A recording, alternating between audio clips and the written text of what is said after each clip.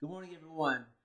Reverend Kalani Kachela here. I'm on military duty this weekend. I wanted to say hello and share with you a few things that are on my mind. First one is a conversation that I had with Chief Enriquez of the Las Cruces Fire Department, who came by the church on Thursday to prepare for his part and the Honor Guard's part in Laurel Irwin's memorial service later this month. He and I had a chance to have a really outstanding conversation. And I asked him what did he attribute his success and career as a fire chief to. And he said that he attributes it to relationships and building good relationships with his people, his relationship with his family, and his relationship with God. Well, I would say for us, relationships is equally important for us to get our mission accomplished and to serve our community the way that we aspire to. And I want to call every one of us to be intentional about building strong and deep relationships, especially with visitors and friends of the congregation and with parents with young children.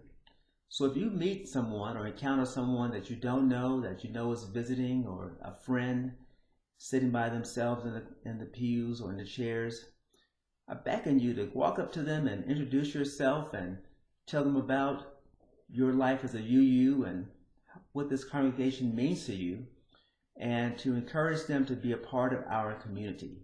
I believe that is one of the biggest investments of our energy that we can make. That is to extend the right hand of fellowship to people who come through those doors and want to be a part of our community. The second thing is that I'm going to be working with our unit this weekend. I wanted to give you a glimpse of what it looks like. On Saturday, by the time you see this, I will have completed our suicide resiliency pause. And that's a big training that is going throughout the Air Force right now as we try to find ways to help people feel resilient and to feel like they have support to deal with their military life and their civilian lives and their families and the stresses that are associated with it. We've had a big spike in suicides throughout the Air Force this year, and our senior most leadership wants us to find ways to support one another.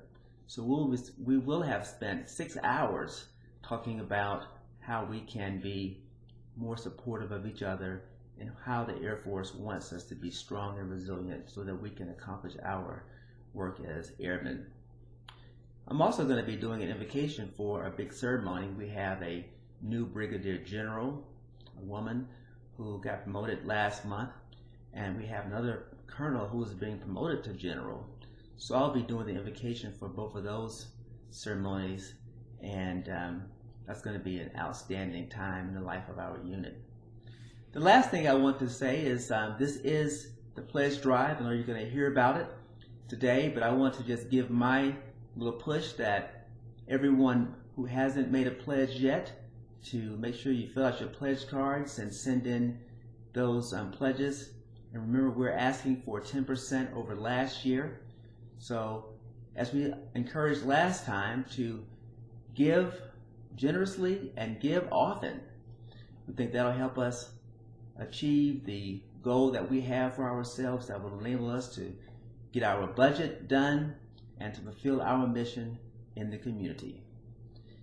I hope you have a great worship service and enjoy the leadership that you get from Elisa and from Kathy this morning. And I'll see you next Sunday.